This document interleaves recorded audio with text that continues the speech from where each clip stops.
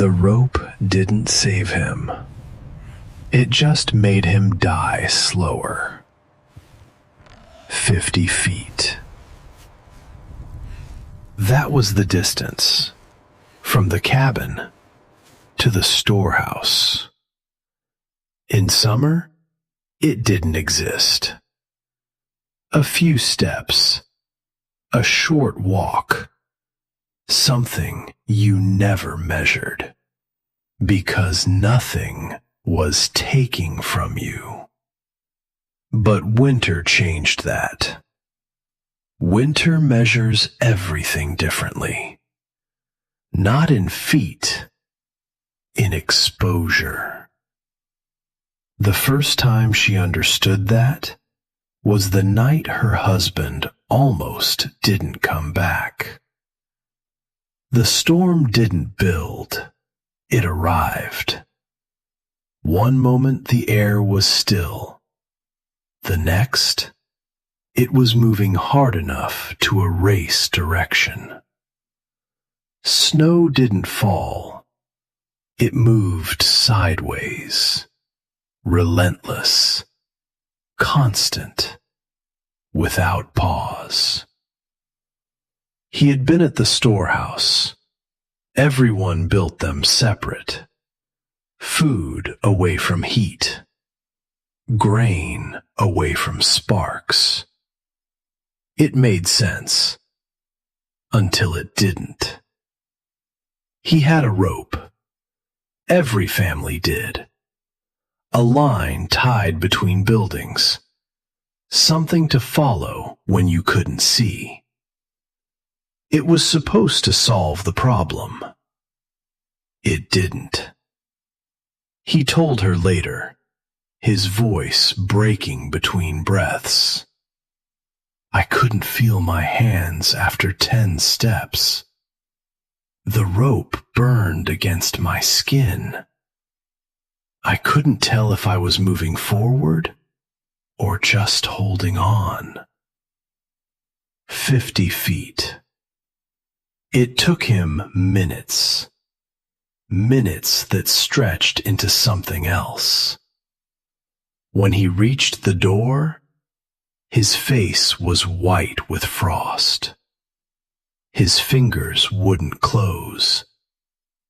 And for a moment, he didn't speak at all. She warmed him slowly, carefully, the way you do when you're not sure if something is already gone. He survived, but something didn't. Not in his body, in her understanding. The rope didn't protect him.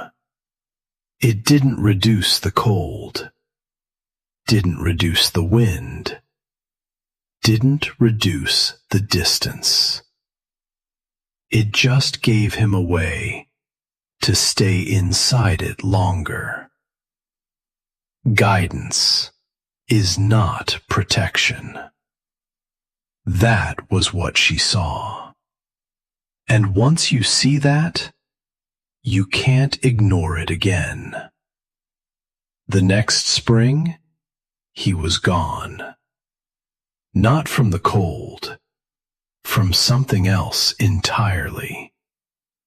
A fall, a break, something sudden.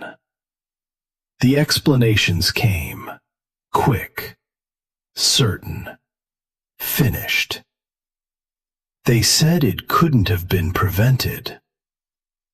That didn't change anything.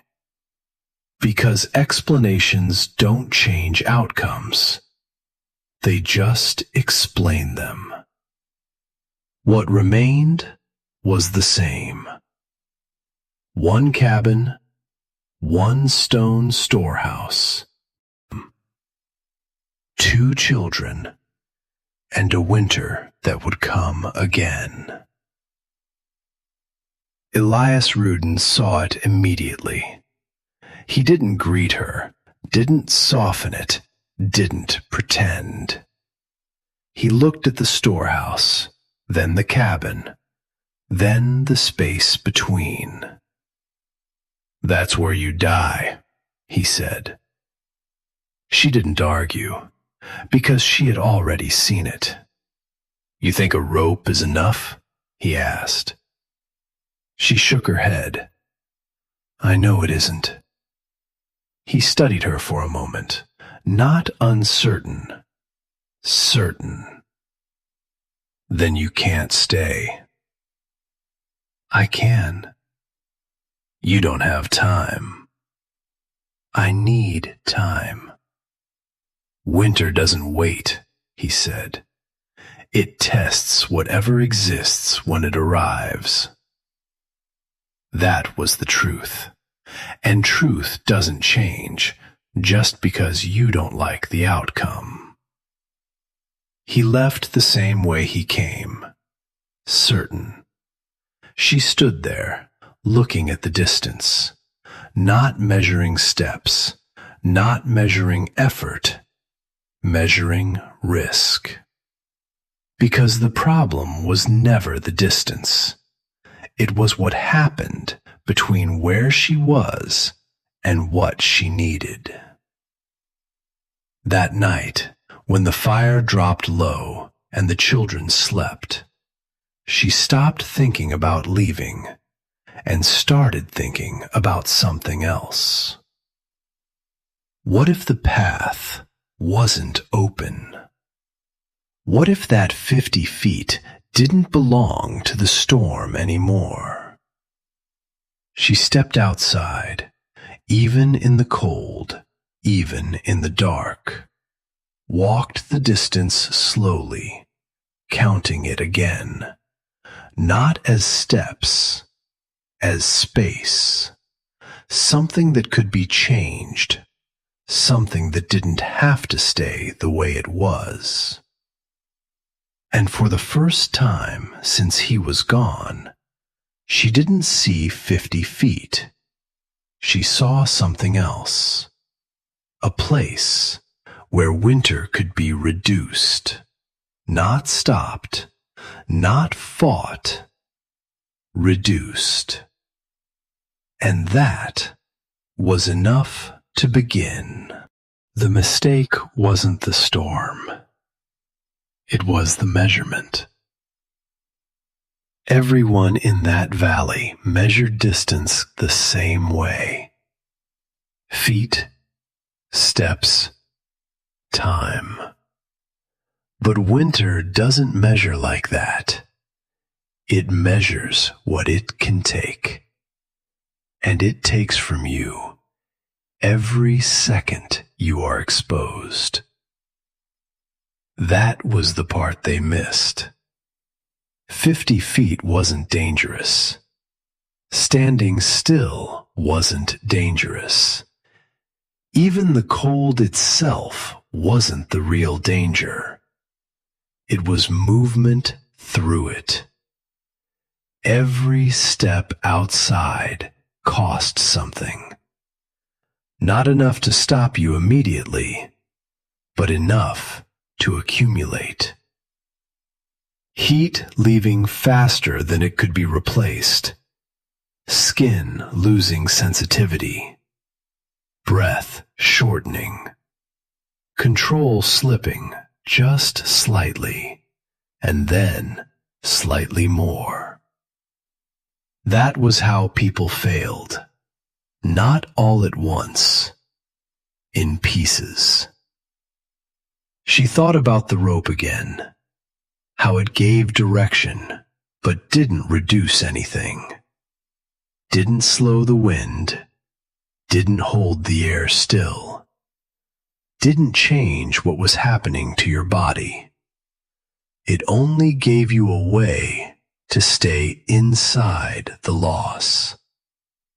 Guidance without protection.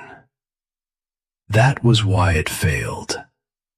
Because survival isn't about knowing where to go. It's about what happens while you're getting there. She stood in the doorway the next morning, watching the space between the buildings. The same distance, but not the same place. Because now she could see it differently. Not as empty ground, but as something active. Wind moved through it, unbroken, uninterrupted, carrying cold with it. Nothing slowed it, nothing changed it, nothing took anything away from it, which meant it took everything from you. That was the exchange. You moved through the space, and the space moved through you, taking heat, taking control, taking time, until there was nothing left to take. That was what she had to change, not the distance, the behavior of it. Because if the space stayed the same, nothing else mattered. Not stronger walls, not bigger fires, not thicker coats. You would still lose something every time you crossed it. And eventually, there would be nothing left to lose. She stepped out again, this time not to cross, to feel. Where the wind hit hardest, where it shifted, where it slowed even slightly. Those small differences mattered, because change doesn't start large. It starts in places no one notices. She walked halfway, then stopped, closed her eyes, and listened. Not to sound, to movement. How the air passed around her, where it pressed, where it slipped past. That was the map. Not drawn, felt. And once you understand the movement, you can change it. Not completely, not perfectly, but enough. Enough to reduce what is taken. Because survival isn't about eliminating danger. It's about reducing loss. And if you reduce enough of it, you stay. She turned back toward the cabin, not discouraged, not uncertain, focused. Because now the problem was clear. Not 50 feet, but what lived inside it. And that was something she could change. Once the problem was clear, the solution stopped being complicated. It stopped being about strength and became about control. She didn't start with walls. She started with the air.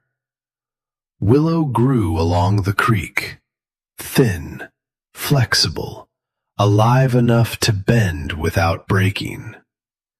She cut them early while they still held moisture, while they could still move. Because rigid things snap, flexible things survive. The first posts went into the ground in pairs, opposite each other, then bent together, forming an arch. Not straight, curved, because straight lines give force direction, curves take it away. She placed them along the path, one after another, following the exact line she had walked the night before. Not centered perfectly, not aligned exactly, because perfection creates predictability, and predictability is easy for the wind to follow.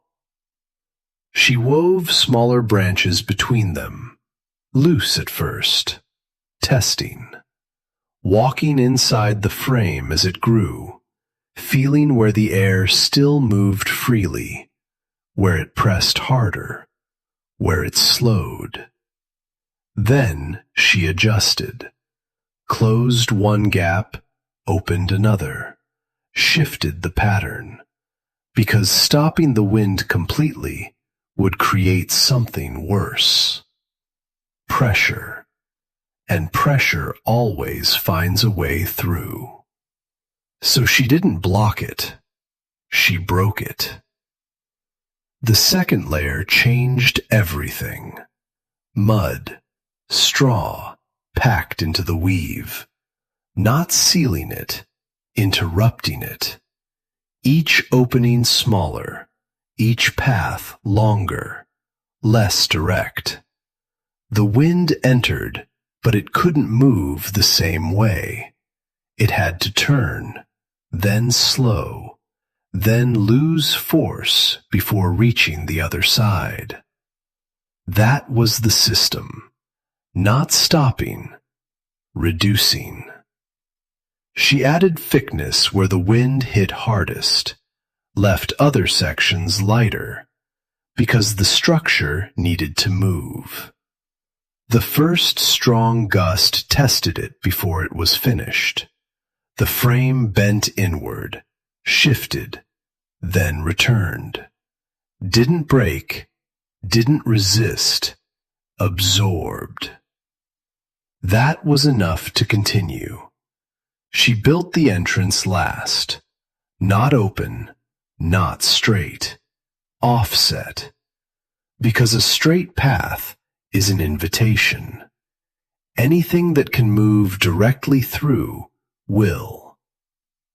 Inside, the space stayed narrow, just enough to pass through, not enough for air to gather speed. The ground remained packed earth, holding what little warmth collected, instead of letting it drift away. By the time she finished, it didn't look like protection.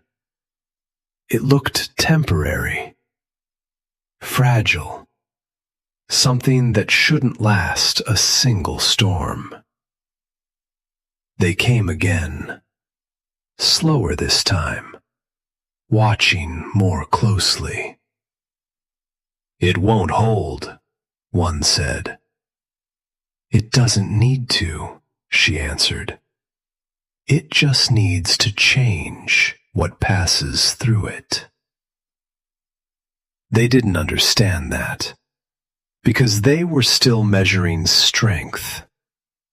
She was measuring loss. And loss isn't stopped all at once. It's reduced until it no longer matters. The first time she walked through it alone, there was no storm, no urgency, just air moving across the land. She stepped inside, closed her eyes, and felt the difference. The wind still entered, but it didn't carry through. It broke, shifted, lost direction. By the time it reached her, it wasn't the same. She walked the full distance, turned, walked back. No rush, no strain, no loss she could feel. That was when she knew, not that it would hold, but that it had already changed something. And if the space had changed, the outcome would too. The storm came the same way it always did, without asking. The sky closed. The wind shifted. And then everything began to move. Snow didn't fall. It drove. Sideways, relentless, without rhythm. The kind of storm that removes direction, that turns distance into something else. She stood at the doorway, watching it build. Not reacting, waiting. Because storms don't test what you plan. They test what already exists. By nightfall, the valley had disappeared. Not buried, erased.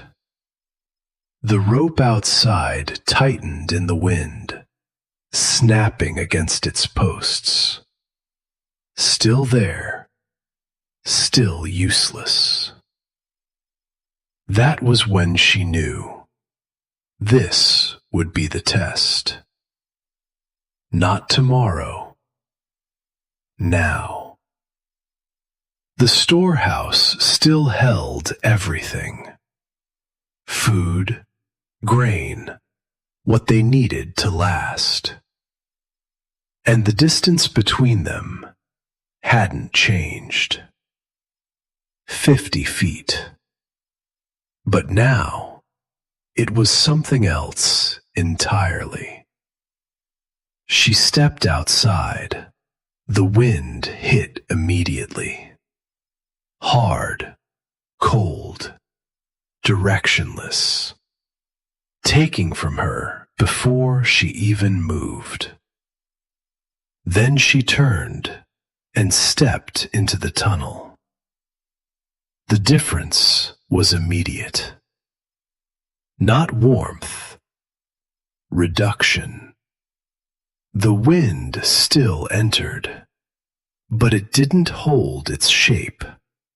It broke, turned, lost force. The sound changed too. Muted, contained. The storm was still there, but not the same. She walked slowly, not rushing, not forcing movement, because nothing inside was taking from her. Step by step, the distance no longer cost the same. Halfway, she stopped. Not from weakness, to test it. Closed her eyes, felt the air around her. It moved, but not through her. That was the difference. Outside, the storm passed through you, taking everything it could carry. Inside here, it lost that ability. She kept moving, reached the storehouse, opened the door, and stepped inside. No panic, no urgency, no loss she could feel. She gathered what she needed, then turned back. Same distance, same storm, different outcome.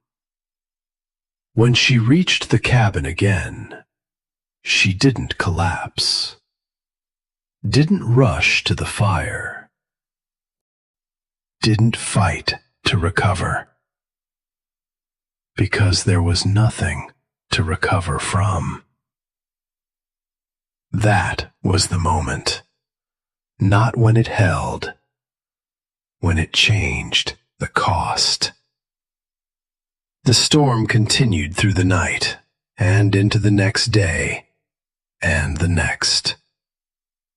Outside, everything slowed, then stopped. Doors stayed closed, paths abandoned, because movement had become too expensive, too costly to repeat. But here, the distance remained usable. She crossed it again, and again, each time the same. No loss, no accumulation, no point where it became too much. That was what the others began to notice. Not the tunnel itself, the pattern. Smoke still rising from her chimney, movement still happening between buildings. Consistency, where everything else had stopped. One man came through the storm, not fully, not safely, but enough to reach her fence. He saw it, the structure between the buildings, and stepped inside. Only a few steps at first, then more. His shoulders dropped slightly, not from comfort, from reduced loss. He reached the other side, turned, walked through again, testing, not understanding it, but feeling it. That was enough. Because in a storm like that, you don't need to understand something. You just need to know. It doesn't take from you. And outside, everything still did. When the storm finally passed, nothing returned to the way it was. The sky cleared. The wind dropped. But the valley stayed different. Not because of what had changed, because of what people had seen. Paths reopened slowly. Doors unlocked. Movement returned. But not the same way. Because now, every step outside meant something else. They had felt it. Not just the cold, the cost. And once you feel that, you don't forget it. They came to her place again, not laughing, not questioning, watching. One man stood at the entrance of the tunnel, looked through it, then back at the open ground behind him. "It's the same distance," he said. She nodded. But not the same place. He stepped inside slowly, walked halfway, stopped, turned back, not testing it anymore, understanding it. Another man followed, then another. No one asked how to build it, because that wasn't the first thing they needed to understand. They needed to understand why it worked. Because copying shape without understanding function always fails. Elias Rudin came last. He stood at the edge of the path, looked at the rope, still tied between the buildings, still stretched tight, still useless. Then he looked at the tunnel, not at the structure, at the space inside it. "You didn't make it stronger," he said. She shook her head. "I made it take less." He stood there a long moment, then nodded once. Not agreement, recognition. That spring, changes didn't happen all at once. No announcements, No declarations. Just different decisions. New paths weren't left open. They were shaped. Distances weren't accepted. They were reduced. And the rope slowly disappeared. Not removed, replaced. Because guidance was never the solution. Control was. Years later, when people spoke about that winter, they didn't talk about the storm. They talked about the space between things, how small it looked, and how dangerous it became, and how one person stopped measuring distance and started measuring loss. Because you don't survive by knowing where to go. You survive by changing what happens while you're getting there. And once you understand that, distance stops being something you cross and becomes something you control.